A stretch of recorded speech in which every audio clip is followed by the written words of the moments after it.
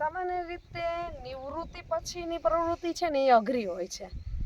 આપણે નિવૃત્ત થઈ જાય ને પછી ટેકનોલોજીમાં વળવું, એને શીખવું, એને સમજવું થોડું આપણા માટે અઘરું હોય છે અને આપણે દૂર પણ ભાગતા હોય છે કે કંઈ નહીં, હવે એ ટેકનોલોજીનો ઉપયોગ આપણે કરવો નથી. પણ અમારા બાપુજીને આ ટેકનોલોજીનો ઉપયોગ કરી અને નવા નવા સંસાધનો બનાવવા એ એમનો શોખ રહ્યો છે. અને આ બીજું એક ટાઈમર છે, એ ટાઈમર સંપૂર્ણ રીતે મેં બનાવેલું છે. એ ટાઈમર એવું છે, એને ડિલે ટાઈમર કહેવામાં કે સમય પછી ચાલુ થાય. કઈ સમસ્યાઓ છે તમારે આ વાડી જીવનમાં? બહુ હોય. કઈ સમસ્યા? લાઇટની હોય, લાઇટની સમસ્યા હોય, પછી દૂધ લેવા જવું. તો પાણીની અછત, એમાં પાણીની અછતમાં આટલા બધા ઝાડવા ઉછેરીને મોટા કરવા એ કોઈ નાની સૂની વાત નથી. ખરેખર 20 ફૂટ કે 30 ફૂટ જ પાણી ઉપરથી ઓછું હતું, બાકી આખો બોર ભરાઈ ગયો હતો. એટલે આનંદનો કોઈ પાર નહોતો રહ્યો કે ઉનાળે આટલું પાણી આવ્યું અને પછી એમ થયું કે હવે આપણે આમાં કંઈક કરવું જોઈએ. ચોમાસામાં ગારામાં 4 વ્હીલ હાલે નહીં, 2 વ્હીલમાં જોઈ શકાય નહીં, 2 વ્હીલે ખૂટી જાય. કૂવામાં અને કૂવાની અંદર પણ ટાઈમર મેં મૂકેલું છે કે સવારે અડધી કલાક મોટર ચાલે, રાત્રે 1 કલાક હાલે અને બપોરે 15 મિનિટ હાલે. એટલે હું હોય કે ન હોય, મારો ભાગ્ય હોય કે ન હોય, મારા ઝાડવા ટેકનોલોજીનો ઉપયોગથી સંપૂર્ણપણે પાણીથી તૃપ્ત થાય છે. વગેરે વગેરે ટોટલ 290 ઝાડ છે. અત્યારના સમયમાં કેન્સરના રોગો અને દર્દીઓ ખૂબ વધતા જાય છે. એટલે મેં પ્રથમથી નક્કી કર્યું કે મારા ખેતરની અંદર હું જે કંઈ ડેવલપ કરીશ એ સંપૂર્ણપણે ઓર્ગેનિક જ કરીશ. ચાલો આપ અત્યારે જોઈ રહ્યા છો, અત્યારના રસાયણ યુગમાં સંપૂર્ણપણે ઓર્ગેનિક અને ટેકનોલોજીનો સમન્વય થયેલું ફાર્મ. અને આ ફાર્મ છે કાળુભા હમીરભા બાબરિયાનું અને એમના ધર્મપત્ની પણ એમની સાથે છે. ચાલો આપણે થોડુંક ગોષ્ઠી પણ એની સાથે કરી લઈએ કે આ ફાર્મ ડેવલપ કરવામાં એમણે કયા કયા પડકારો ઝીલ્યા છે. ચાલો તો એની સાથે જ વાત કરીએ.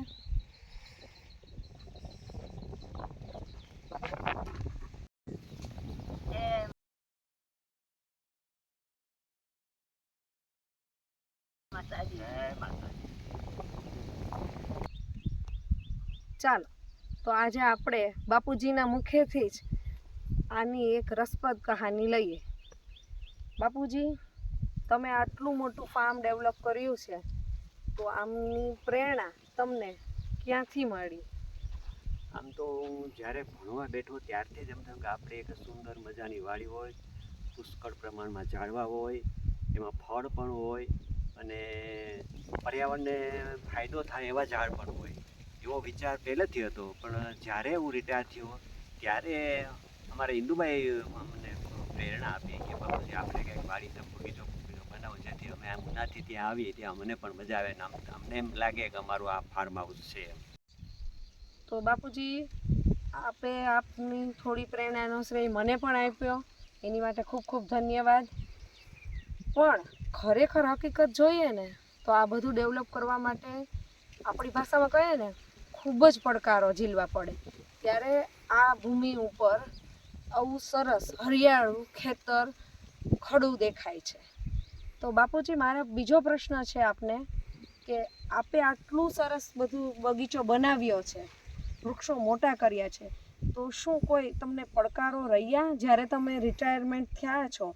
આપ PGVCLમાં જોબ કરતા હતા, 60 વર્ષે આપ રિટાયર થયા, રિટાયરમેન્ટ પછી આપે આ ડેવલપ કર્યું છે, તો કયા કયા પડકારો હતા અને કેવી રીતે તમે એનું આયોજન કરીને કાર્ય કર્યું છે? સૌ પ્રથમ તો 60 વર્ષે રિટાયર થયા પછી વિચાર તો એવો જ હતો કે વતનમાં જઈ ખેતીવાડી કરવી, પણ ખેતીવાડી કરવા માટે પાણી હોવું જરૂરી છે. અમારો કૂવો જ્યારે હું નોકરીમાં લાગ્યો ત્યારે શરૂઆત કરી હતી અને 10 વર્ષે કૂવો પૂરો કર્યો. 60 ફૂટ કૂવો છે, પણ કૂવામાં પાણી નાખો તો નીકળે નહીં, જાય નહીં, અને કાઢી લ્યો તો એક ટીપું પાણી ના આવે. વન ટાઈપ ઓફ એક ટાંકો પાણીનો છે, એવો જ એક કૂવો છે અમારો. જ્યારે ચોમાસામાં બાજુમાં નદી હાલતી હોય ત્યાં સુધી પાણી રહે અને પછી પાણી આવતું નથી. એટલે કોઈ પણ ખેતીવાડી કરવા માટે અથવા તો નર્સરી કરવા માટે પ્રથમ ઉપયોગ આપણે પાણીનો જોઈને, પાણી ન હોય તો તમે કરી શું શકો. પછી વિચાર એવો હતો કે જો પાણી ત્યાં ક્યાંયથી મળે, ક્યાંક જોવરાવી. પછી અમારે હું જ્યાં રિટાયર થયો એ વર્ષે ભાગ્યું અમારે એક નગાભાઈ કરીને એક મેર છે, એને ભાગ્યું આપ્યું. પછી એણે મને કીધું કે કાળુભાઈ તમારે પાણી નથી. મેં કીધું નહીં. નગાભાઈ મને કીધું કે ખેતરમાં પાણી તો હોય પણ આપણે ગોતવાળો જડે તો થાય. એટલે પછી મેં કીધું ગોતવાળો તમે ગોતી દો. તો કે નગાભાઈ એવું કીધું કે અવાણિયામાં મનુભાઈ કરીને છે, અને ભાઈ જોવા આવે તો પાણી ગોતી દે આપણને. એટલે પછી મેં કીધું તમે કહેતા હોય તો હું બોલાવી લઉં. તો પછી મેં મારા બનવી સાહેબના મોટા ભાઈને કીધું કે ભાઈ મનુભાઈને લઈને તમે આવો અને પાણી જોઈ લો. કે એ ભાઈ પાણી જોવાનું કામ કરે. હા, એ મને ખબર નથી, કાંઈ વાંધો નહીં, એ જુએ છે, સાંભળ્યું છે, તમે લઈને આવો. પછી મનુભાઈ મારી વાડીએ આવ્યા. પછી એને એક શ્રીફળ માંગ્યું, 2 અગરબત્તી અને બાકસ લઈ અને ખેતરને આંટો ફેર્યા. અને આ અત્યારે જે સામે બોર દેખાય છે ને, જો સામે બોર દેખાય એ બોર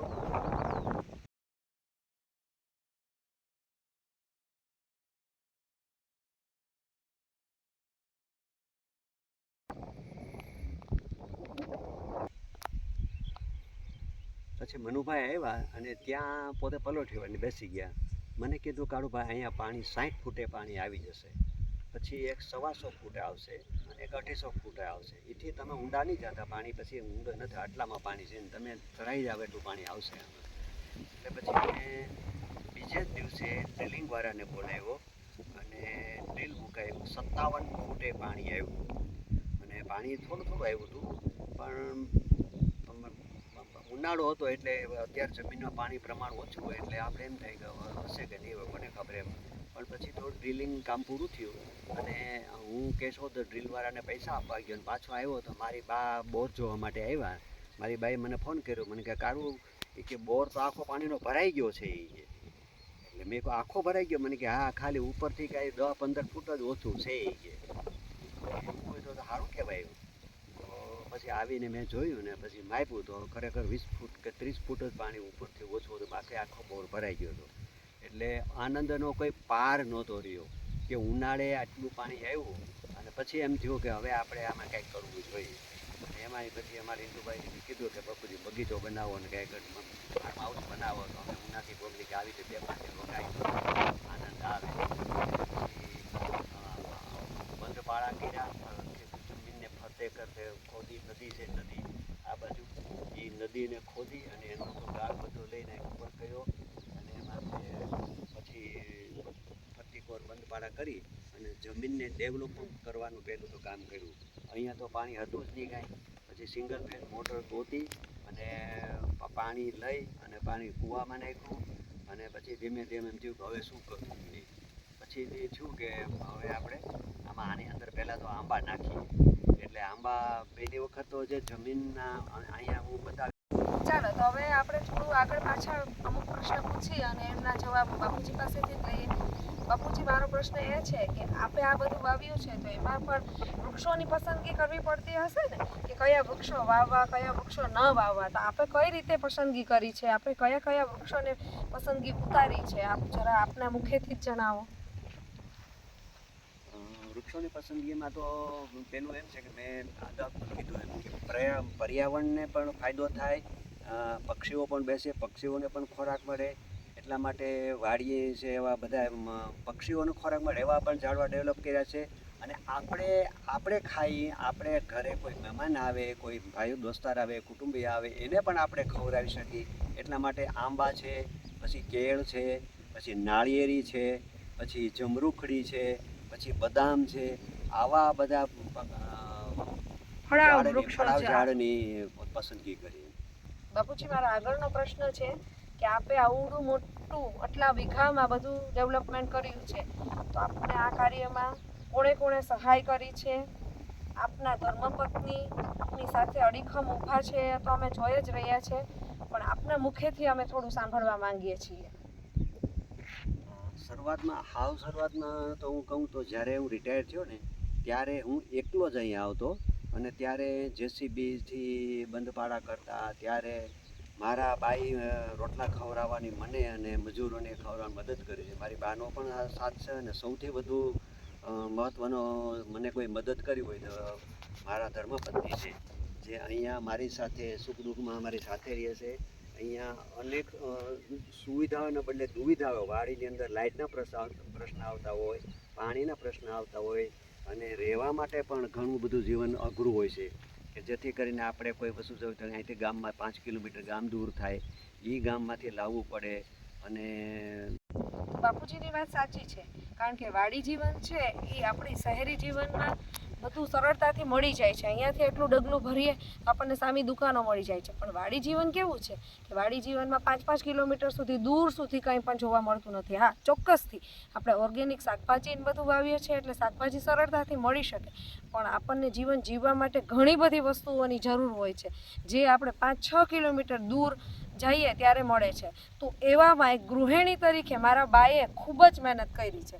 મારા બા કેવી રીતે વિચારતા હતા કે મારા મમ્મીએ શું કર્યું તો કે એ બધી જ વસ્તુઓને અહીંયા સંગ્રહ કરી રાખે, જેમ કે ડુંગળી છે, અમુક બટેટા છે, સાબુ પાવડર છે, એ મહિના અને 2 મહિનાનું રાશન એ પહેલેથી જ આયોજનપૂર્વક બધું ભરી રાખે છે. ખાસ કરીને ચોમાસાના દિવસોમાં વાડીમાંથી બહાર નીકળવા માટે પણ વિચાર કરવો પડે છે. આપણે ખબર છે કે આપણે આ માટી છે એ ચીકણી હોય, તો આપણે ગાડી કે લઈને નીકળવું ચાલુ વરસાદે પડકારરૂપ તો હોય જ છે. એ સમયમાં એક આદર્શ ગૃહિણીનું ઉદાહરણ બા પૂરું પાડે છે. બા, આ વાડી જીવનમાં તમને કાંઈ સમસ્યા રૂપ લાગ્યું છે કે કાંઈ સમસ્યાઓ છે તમારે આ વાડી જીવનમાં? બહુ હોય.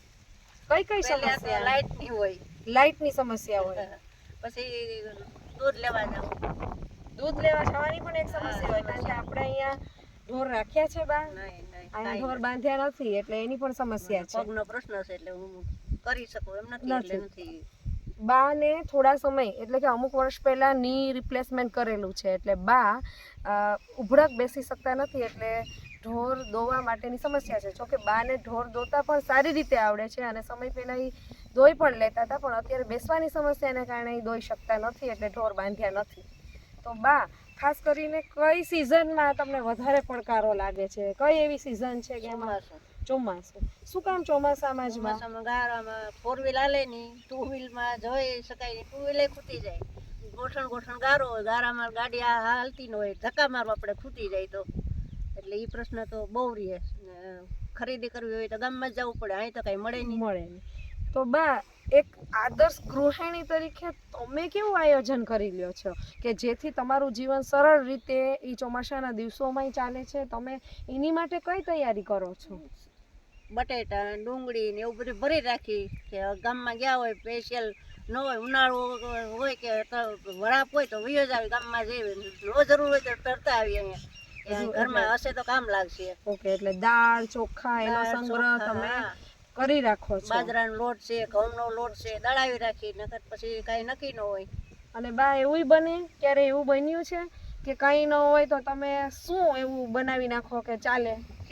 ખીચડી આપણો રાષ્ટ્રીય ખોરાક ખીચડી વઘારીઓ ભાત બનાવી નાખી. કોઈ પણ સફળ પુરુષની પાછળ હંમેશા એક સ્ત્રી રહેલી છે એવું વાક્ય સનાતન છે. તો આપણે બાપુજીના મુખેથી જ સાંભળીએ કે શું એ વાત સાચી છે? બિલકુલ 16 આને સચ. હું જ્યારે રિટાયર થયો ત્યારે થોડોક સમય શરૂઆતના દિવસોમાં મારા ધર્મપત્નીને ત્યાં પણ નાનો યુવરાજ હતો એટલે રહેવું ફરજિયાત હતું, પણ ત્યાર પછી અહીંયા વાડી મકાન બનાવ્યું પછી જ્યારે મારે આવવાનું થાય ત્યારે મારા ધર્મપત્ની મને મારી સાર સંભાળ રાખવા માટે તથા મને આ મારો બગીચો અને મારી જમીન ડેવલપ કરવા માટે મુખ્યત્વે મને ખૂબ જ મદદ કરી છે. આ કાંકરા વીણી લઉં ને આ કરતો હું તે કરતો એટલે રસોઈ બનાવીને સારી તંદુરસ્ત જાળવવામાં તો મદદ કરી છે, એ સિવાય કામમાં પણ મને મદદ કરી છે. અત્યારે જે કંઈ આ ડેવલપ થઈ ગયું છે કર્યું છે મેં એમાં મોટો હાથ કરવામાં મારા ધર્મપત્નીનો હાથ છે. તો બાપુજી એમ કહે છે કે બાનો સંપૂર્ણપણે ફાળો છે, એટલે આપણે એમ કહીએ ને અન્ન દેવી, તો બાપ અન્ન દેવી તરીકે કેટલા બધા મજૂરો મેં આખે જોયેલું છે કે કેટલા બધા મજૂરો હોય છે, એના રોટલા ઘડી અને 12 વાગ્યા પહેલાં તૈયાર રાખે છે. શું તો આ વાત આપણે બાપુજીને પૂછીએ. બાપુજી, અહીંયા જ્યારે કોઈ પણ કાર્ય કે કાંઈ પણ ડેવલપમેન્ટનું કાર્ય હોય ત્યારે મજૂરો હોય છે, અને આ બાજુ આપણે એવી વ્યવસ્થા છે કે ટિફિન સાથે લાવતા નથી, તો ત્યારે બાએ હંમેશા સારી રસોઈ કરીને બનાવીને જમાડી છે. હા, બિલકુલ ખૂબ જ મદદ કરી છે. અને એ સિવાય મારા મામા છે, અંબાઈ મામા, જ્યારે હું રિટાયર થઈને અહીંયા જમીન ડેવલપ કરવા માટે જેસીબીનું કામ કરવાનું હતું ને, ત્યારે અમારા અંબાઈ મામાના સંપૂર્ણ દેખરેખ નીચે જમીનને ફરતે જે બંધપાડા બનાવ્યા છે અને જમીન ડેવલપ કરી છે, એમાં અમારા અંબાઈ બાપાએ અઠવાડિયુંથી 10 દિવસ મને ખૂબ જ મદદ કરી છે. એનો પણ મારે ખૂબ ખૂબ આભાર માનવો. બાપુજીએ આપણને જણાવ્યા મુજબ કે અહીંયા પાણીની થોડી અછત છે, તો આપ જોવો છો કે ગ્રીનરી તો ખૂબ દેખાય છે, ફળાવ ઝાડવા પણ ખૂબ જ મોટા થઈ ગયા છે, તો શું બાપુજી કંઈ ટેકનોલોજીનો ઉપયોગ કરે છે? આપણે એના મુખેથી જ સાંભળીએ. અને બાપુજી, એની સાથે હું એક પ્રશ્ન હજી સાંકળી લઈશ કે આપ થોડા મહિના અહીંયા રહ્યો છો, થોડા મહિના અમારી સાથે ઉના રહ્યો છો, ત્યારે આ બધા ઝાડવાઓ છે એમનું પાણીની વ્યવસ્થા કઈ રીતે થાય છે? તો આપના પાસેથી જ અમે જાણવા માંગીએ છીએ. બહુ સરસ પ્રશ્ન કર્યો. એક તો પાણીની અછત, એમાં પાણીની અછતમાં આટલા બધા ઝાડવા ઉછેરીને મોટા કરવા એ કોઈ નાની સૂની વાત નથી. તો એ પાણીની વ્યવસ્થા માટે ઓછું પાણીનો ઉપયોગ આપણે કેવી રીતે કરવો એના માટે હું કહું કે ચોમાસામાં જ્યારે આ નદી ચાલુ હોય ને ત્યારે તો કોઈ પ્રશ્ન રહેતો નથી, 24 કલાક રાઉન્ડ ધ ક્લોક મોટર હાલે છે. પણ જ્યારે નદી સુકાઈ જાય ત્યારે બોરની અંદર પાણી કલાકે 10 મિનિટ કે 5 મિનિટ કે 8 મિનિટ આટલું પાણી હાલે, અને એ પાણીનો ઉપયોગ ઉલેચી અને કૂવામાં નાખી અને કૂવો ભરાઈ જાય ત્યારે એ ખેતી કામમાં જે અમારો ભાગ્ય છે એને એ પણ પોતે એનો ખેતી કરે છે, એમાં માંડવી વાવે છે, કુવેર વાવે છે, બીજું એને પોતાને ગાય છે તો એના માટે ઘાસચારો પણ કરે છે. તો મેં આ બધા ઝાડવા પાવા માટે તો આ બધા જાણો છો કે ડ્રીપ સિસ્ટમ સિવાય કોઈ ઉપયોગ આરો જ નથી, એટલે ફરતી કોર મેં ડ્રીપ મૂકી છે, અને ડ્રીપને પાણી પાવા માટે હું અહીંયા હોય ત્યાં સુધી તો સમજી લો હાલો કે હું પાણી પાઈ દઉં, અને ભાગ્યો પણ હોય તો ચાલુ કરી દઈએ. પછી મેં એની ટેકનોલોજીનો ઉપયોગ કરી અને ટાઈમર મૂકેલા છે, જેની અંદર અહીંયા આ બોરની અંદર મોટર છે, એ મોટર દર કલાકે 10 મિનિટ ચાલે અને પછી 1 કલાક બંધ રહીએ, વળી 10 મિનિટ ચાલે, 1 કલાક બંધ રહીએ, 10 મિનિટ ચાલે, એવા ફ્રન્ટિયર કંપનીનું ટાઈમર આવે છે. એમાં 18 પ્રોગ્રામ આવે છે, એટલે 24 કલાકની અંદર તમે એ મોટરને 18 વખત ઉપયોગ કરી શકો. એ ઉપયોગથી પાણી જે કંઈ આવે છે એ સ્ટોર થાય છે કૂવામાં, અને કૂવાની અંદર પણ ટાઈમર મેં મૂકેલું છે કે સવારે અડધી કલાક મોટર ચાલે, રાત્રે 1 કલાક હાલે અને બપોરે 15 મિનિટ હાલે. આવું ટાઈમર મેં મૂકેલું છે. સવારે 7 થી 7:30, રાત્રે 9 થી 10 અને બપોરે 1 થી 1:15, 3 ટાઈમર મૂકેલા છે, અને મારા ઝાડવા સંપૂર્ણપણે પીતા જાય. એટલે હું હોય કે ન હોય, મારો ભાગ્ય હોય કે ન હોય, મારા ઝાડવા ટેકનોલોજીનો ઉપયોગથી સંપૂર્ણપણે પાણીથી તૃપ્ત થાય છે. ટેકનોલોજી તો આપણે ઉપયોગ કરીએ જ છીએ, પણ ટેકનોલોજીનો અદ્યતન અને વાડી જીવનમાં ઉપયોગ કરી અને હરિયાળી ક્રાંતિ જો લાવી શકે તો એ બાપુજી લાવી શક્યા છે. હવે બાપુજી, મારો આગળનો પ્રશ્ન છે કે હું જ્યારે પણ આવું છું ત્યારે જોઉં છું કે તમે આ બોર્ડર ઉપર આસોપાલવ આવેલા છે. આપ જોઈ શકો છો કે આસોપાલવની પૂરી ફરતે લાઈન બનાવી છે. તો મારો પ્રશ્ન બાપુજીને એ રહેશે કે આ આસોપાલવ વાવવાનો શું ઉદ્દેશ્ય છે, એની પાછળનું કારણ શું છે બાપુજી? અહીંયા ખેતરની અંદર આપણે આંબા વાવ્યા હોય ત્યારે આંબાને ખારી હવા લાગે અને આંબાના પાન છે સુકાઈ જાય. અને બીજું, જ્યારે બહુ પવન હોય, અતિશય પવન હોય તો ડાળી છે ને, આંબાની ડાળીઓ તૂટી જાય ને ખરતી પણ જાય ને ભાંગી પણ જાય છે, ને એવું ખૂબ બનેલું છે. એટલે પછી એક ગીરની અંદર મેં એક બગીચાને ફરતે આસોપાલવ જોઈએ, ત્યારથી મને પ્રેરણા મળી કે મારે પણ આવા કરવા જોઈએ. જેથી કરીને મેં ખેતરને ફરતી કોર આસોપાલવ આવ્યા છે. અત્યારે ડેવલપ થઈને મારી હાઇટ કરતાં થોડા ઊંચા ગયા છે, અને 2 વર્ષમાં એ 10-15 ફૂટ થઈ જશે. એનો બેનિફિટ રહેશે કે પછી આગળથી જે કાંઈ હવા આવે એ હવા અહીં આવવા નહીં દે.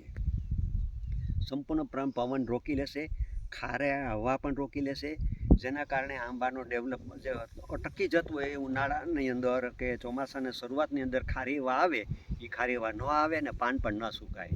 એનો મોટો બેનિફિટ. અને બીજું શો પણ સારો આવે અને પર્યાવરણને પણ ફાયદો થશે. વરસાદ આવવામાં પણ ઊંચા ઝાડવા હોય એટલે એ પણ ફાયદો પડે. 2018 પૂર્વે અમે જ્યારે અહીંયા ખેતરમાં આવતા ને ત્યારે કંઈક અલગ આનો માહોલ હતો. ત્યારે માત્ર ને માત્ર 3 પીપળ, રાયણ અને લીમડો આટલા વૃક્ષો જોવા મળતા, અને એની નીચે જે પેલી કૂવો છે, વાવ છે, જેમાં આપ વિડીયો જોતા હતા, એટલું જ હતું. હવે એમાંથી એકદમ હરિયાળી ક્રાંતિ લાવી તો આપણે પૂછીએ કે બાપુજી આપના ખેતરમાં કુલ કેટલા વૃક્ષો છે અને કઈ કઈ કેટેગરીના વૃક્ષો છે? ટોટલ ઝાડની વાત કરું તો આંબા લમસમ 100 આંબા છે, 30 નાળિયેરી છે, બદામ 1 છે, પછી એક રાયણ છે, પછી જમરૂખડી 10 છે, પછી ચીકુડીના 5 ઝાડ છે, અને બાકી તો જામફળી છે, 10 જામફળી છે. એની અંદર પેલી તાઇવાન પિંક અને વ્હાઈટ બંને મળીને 10 છે, ને દેશી જામફળી છે, વગેરે વગેરે. ટોટલ 290 ઝાડ છે. શું બાપુજી આપે કોઈ ઔષધિ વૃક્ષો વાવ્યા છે કે જે ઔષધમાં પણ ઉપયોગ કરી શકાય? હવે અન્ય ઝાડવાની અંદર જોઈએ તો ઔષધિ ઝાડ પણ ઘણા બધા વાવેલા છે, જેની અંદર છે પારિજાત છે, પછી લીમડો પણ ઔષધિ જ ગણાય. લીમડા તો ઘણા બધા છે, અને એક તો બહુ જબરજસ્ત લીમડો છે. એ સિવાય રાવણો છે, પછી ચીકુ, ભાઈ શું કહેવાય, અરડુસી છે, અરડુસી છે, હા, અને તુલસીજી છે. તુલસી તો પુષ્કળ છે. ત્યારે આપણે આંબાવાડીની વચ્ચે બેસ્યા છીએ અને બાપુજી પણ આપણી સાથે છે, તો આપણે એને પ્રશ્ન પૂછીએ કે બાપુજી આવા સરસ આંબા ડેવલપ કરવા માટે તમે શું શું પોષણ તરીકે એમાં ઉમેરો છો અને એના વિશે વધુ માહિતી આપો. અત્યારના સમયમાં કેન્સરના રોગો અને દર્દીઓ ખૂબ વધતા જાય છે, એટલે મેં પ્રથમથી નક્કી કર્યું કે મારા ખેતરની અંદર હું જે કાંઈ ડેવલપ કરીશ એ સંપૂર્ણપણે ઓર્ગેનિક જ કરીશ. એના અનુસંધાને મેં જ્યારથી આંબા વાવ્યા છે ત્યારથી અત્યાર સુધીમાં કોઈ પણ પ્રકારની દવા મેં વાપરી જ નથી. માત્ર ને માત્ર ગૌમૂત્ર અને જીવામૃત બનાવી અને મેન્યુઅલી અને ડ્રીપની અંદર પણ ચડાવી દઉં છું, અને એનાથી જ ઉપયોગ કરીને આટલા મોટા નરવા ઝાડવા ઉપયોગ કર્યો છે. અને બાપુજી આ થડમાં તમે કંઈક સફેદ કલરનું લગાડેલું છે, એના વિશે દર્શકોને માહિતી આપો. એની અંદર બીજા કોઈ જે ઝાડને થડને નુકસાન કરતા કોઈ જંતુ હોય ન કરે ને એટલા માટે મને કોઈ કેમ કીધું હતું કે મોરથુતો અને તમે ચૂનો એ બંને તમે લગાડો તો તમારા ઝાડવા નરવા રહે અને તંદુરસ્ત સારી જળવાઈ રહે. એટલે એ પણ એક પ્રકારની કુદરતી જ છે, અને કોઈ વિલાયતી ખાતર કે વિલાયતી દવા અત્યાર સુધી મેં ક્યારેય નાખી નથી. એટલા બધા તંદુરસ્ત હોવાનું કારણ આ જ છે. સામાન્ય રીતે નિવૃત્તિ પછીની પ્રવૃત્તિ છે ને એ અઘરી હોય છે. આપણે નિવૃત્ત થઈ જાય ને પછી ટેકનોલોજીમાં વળવું, એને શીખવું, એને સમજવું થોડું આપણા માટે અઘરું હોય છે, અને આપણે દૂર પણ ભાગતા હોય છે કે કંઈ નહીં, હવે એ ટેકનોલોજીનો ઉપયોગ આપણે કરવો નથી. પણ અમારા બાપુજીને આ ટેકનોલોજીનો ઉપયોગ કરી અને નવા નવા સંસાધનો બનાવવા એ એમનો શોખ રહ્યો છે. જીવીમાં જ્યારે નોકરી કરતા હતા, જે હાલનું PGVCL તરીકે આપણે ઓળખીએ છીએ, ત્યારથી એમનો શોખ છે અને નવા નવા સંસાધનો બનાવ્યા કરે છે અને એમનો ઉપયોગ પણ કરે છે. તો આપણે આખી ટેકનોલોજી યુક્ત વાડી આપણે બધું સમજ્યું બાપુજી પાસેથી, તો એનો સેટઅપ પણ હવે બાપુજી જ આપણને સમજાવે એમ કહીએ. આમ તો મને ટેકનિકલનો શોખ ભણવા જ્યારે નહોતો બેઠો, 6-7 વર્ષ ઉંમર હતી ત્યારથી મને લાઇટ અને વાયર એવું બધું નાનો હતો ત્યારથી જ કરતો. અને મારો એમ મેં ત્યારથી નક્કી કર્યું હતું કે મેં વાયરમેન જ મારે થવું છે અને જીબીમાં મારે નોકરી કરવી છે. એને અનુલક્ષીને હું જ્યાંથી પણ મને સાધન સામગ્રી મળતી ત્યારથી હું સાધન સામગ્રી ગોતી અને એના વિશે બધું શીખતો. અને 8મા ધોરણમાં વાયરમેનનો ફોર્મ્યુલા નામનું એક પુસ્તક આવતું, જેની અંદર ન્યુટ્રલને ફેઝને વોલ્ટેજને એમ્પિયરને જે કાંઈ આપણને ઉપયોગી થાય એની સંપૂર્ણ માહિતી હતી. એ પુસ્તકને આખું વાંચી લીધું અને પછી મને ખૂબ એમાં રસ લાગ્યો અને ઓલ્ડ એસએસસી પાસ કરી અને બીજા વર્ષે મને નોકરી મળી ગઈ. ત્યારથી 50 વર્ષની આસપાસ મેં જીબીનું ઇલેક્ટ્રિકલનું કામ કર્યું અને રિટાયર થયા પછી મેં ઇલેક્ટ્રિકલનું કામ મૂકીને ઇલેક્ટ્રોનિક્સ મારો વિષય છે એવું મેં નક્કી કર્યું અને યુટ્યુબમાં વિડીયા જોઈને ઘણી બધી નવી ટેકનોલોજીના પ્રોજેક્ટ બનાવ્યા, જે આપણને ઉપયોગી પણ થાય. ઘરની લાઇટો બંધ કરવામાં, મોટર ચાલુ બંધ કરવામાં, ટાંકો ભરાઈ જાય તો મોટર બંધ થઈ જાય, એવા બધા મેં ખૂબ જ પ્રોજેક્ટે બનાવેલા છે.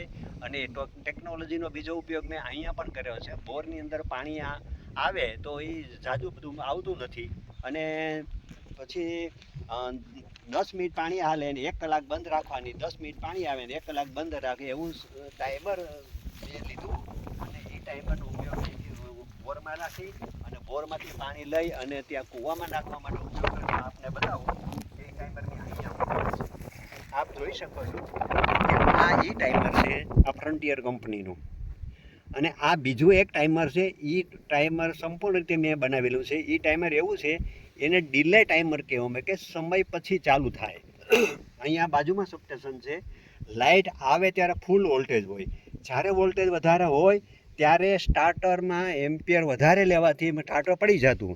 એટલે મેં આ ડિલે ટાઈમર બનાવી. એની અંદર 6 મિનિટ સુધી મોટર ચાલુ ન થાય ને 6 મિનિટ પછી ઓપરેટ થાય એવું ટાઈમર મૂકેલું છે. વોલ્ટેજ સ્ટેબલ થઈ જાય પછી સ્ટાર્ટર ન પડે. આ ટેકનોલોજી પણ આ મારું આ સંપૂર્ણ બધું મારું બનાવેલું છે. અહીંયા આ ટ્રાન્સફોર્મર છે, અહીંયા ટાઈમર છે, પછી આ એમ્પિયર મીટર છે, કેટલા મોટર એમ્પિયર પાવર લે, પછી ઓટોમેટિક કરવું હોય તો આ ઓટો સ્વિચ છે અને આ ફ્રન્ટિયરનું આ ટાઈમર છે. આ બધું મારી ગોઠવણ મારી પોતે જાતે જ કરેલી છે.